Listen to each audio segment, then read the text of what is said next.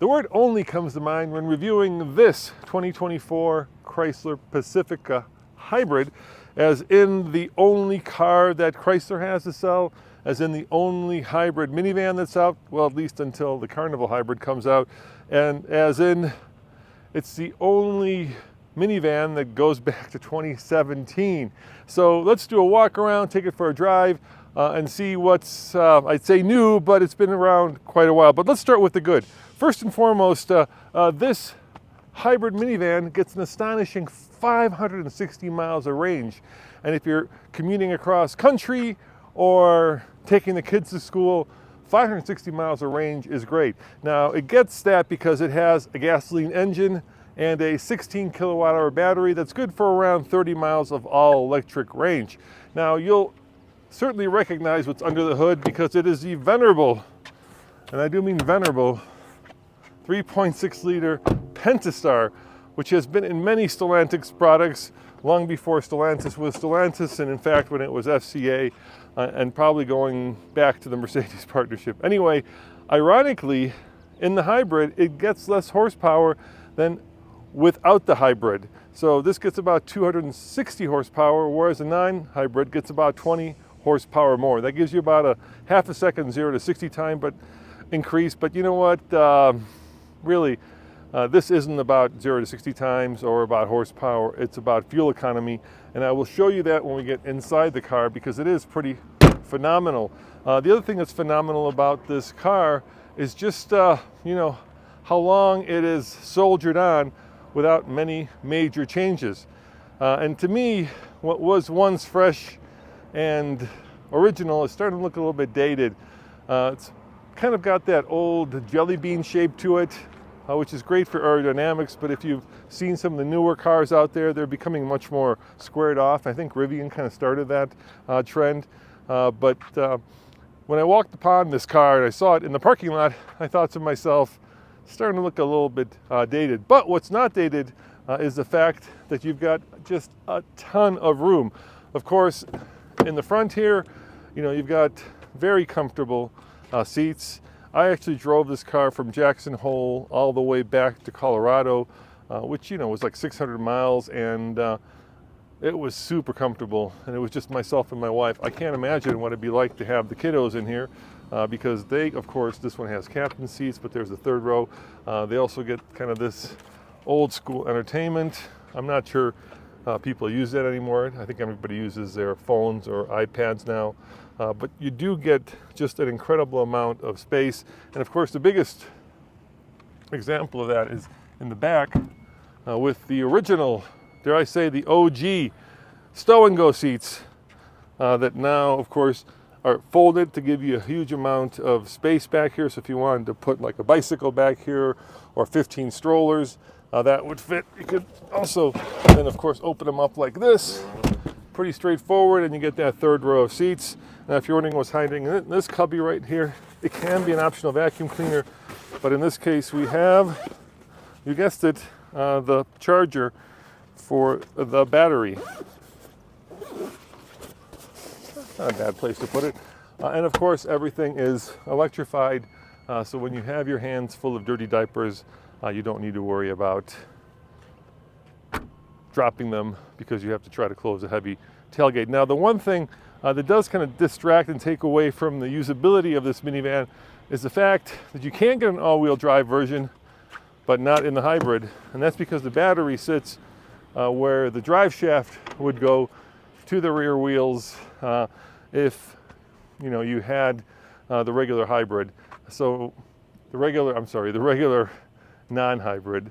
So basically you can get it as a plug-in hybrid that's front-wheel drive, or you could get it as an all-wheel drive non-hybrid, but you can't have both, kind of like the Maverick. And being here in Colorado, I always feel like we're discriminated against because we get a lot of snow, and all-wheel drive and fuel efficiency is something that kind of, you need and go hand in hand.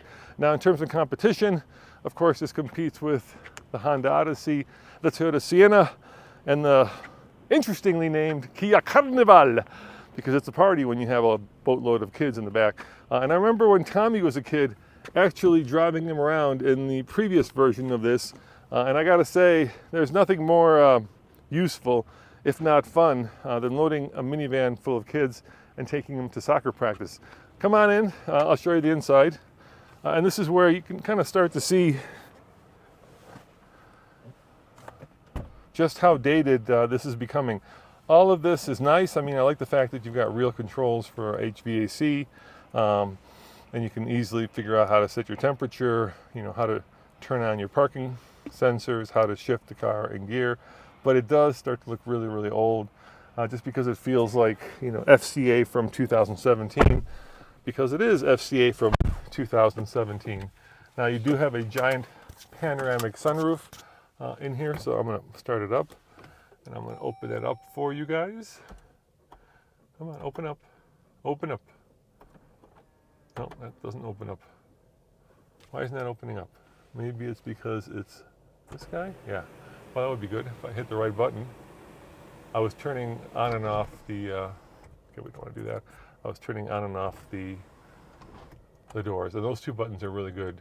So when the kiddos want to jump in, you can open the right and left sliding door, plus open the back hatch, which is really nice. Now over here, you have your hybrid screen, so you can see where the power is flowing, your driving history, and and actually regenerative history as well. Wow, that's a lot of information, probably more information than most people will use. And then of course you've got things like the family cam, which lets you see what the kiddos are up to in the second and third row, to make sure that they're not squirting you with, let's say, juice instead of water from their squirt guns. Let's talk about fuel efficiency while we're at it, because this is a good time to talk about that.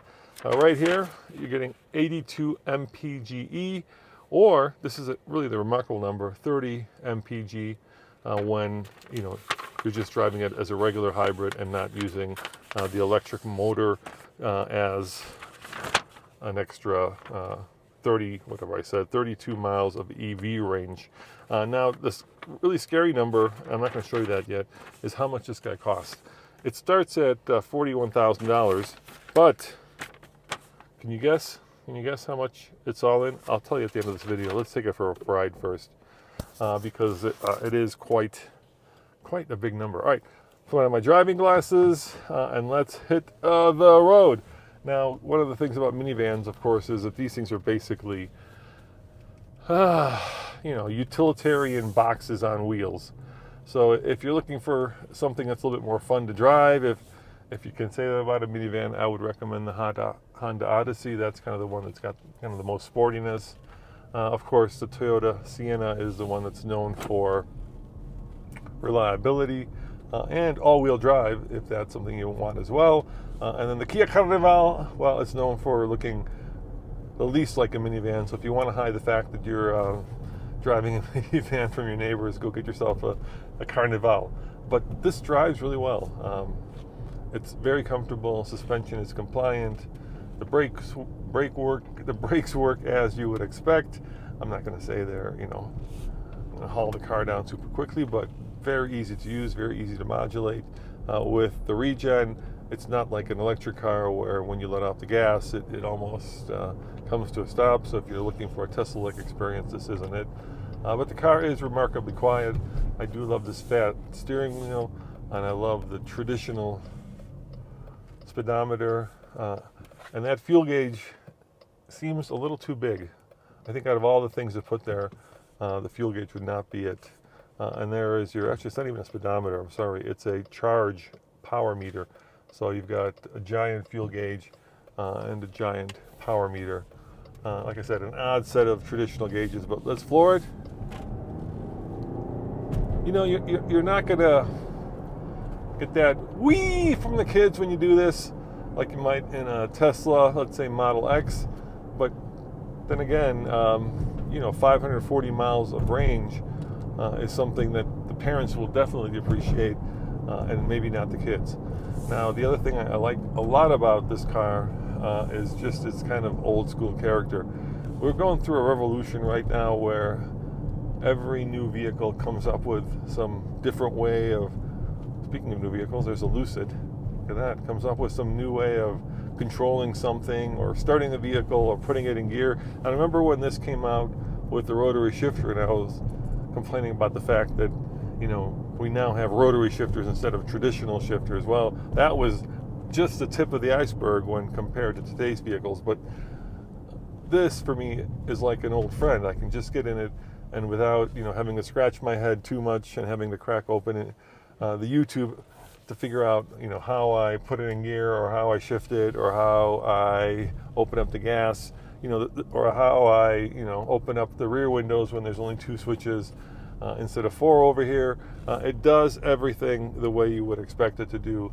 And I think, I'm thinking back to when I was a parent with young kids, the last thing you need to try to figure out is, well, how do I put this thing in gear? And that's something that's really nice. It's nice that there is something that's still very old school, and dare I say retro, for people who have bigger fish to fry than trying to figure out how their car actually operates, because the designer has decided that there are too many switches, and to make it more streamlined, they've gotten rid of most of them. So in general, I'm of two minds on this vehicle. I kind of feel like it's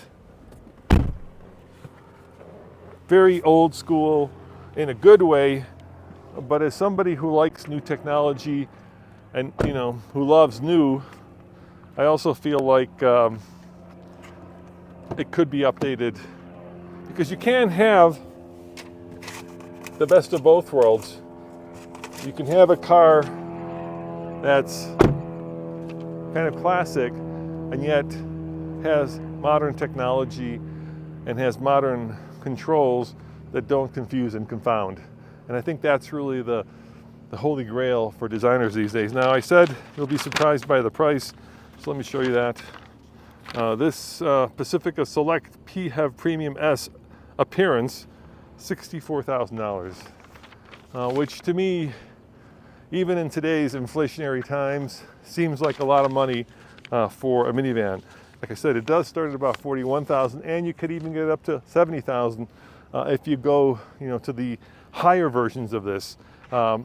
So, value for money, probably not there. Ease of use, certainly there. Is it something that's going to get the neighbors talking? No. But then is it something that's going to, serve you well? I would say yes. I know that if you read online, especially Consumer Reports has given the Pacifica a very low reliability rating, and unfortunately we're going to only have this at the office for a week, so I can't speak to that, but it certainly is a minivan. I'll leave it at that. All right, guys, thanks for watching. Check out alltfl.com if you want to know more about everything that's happening in the automotive world, and I will see you next time. Ciao.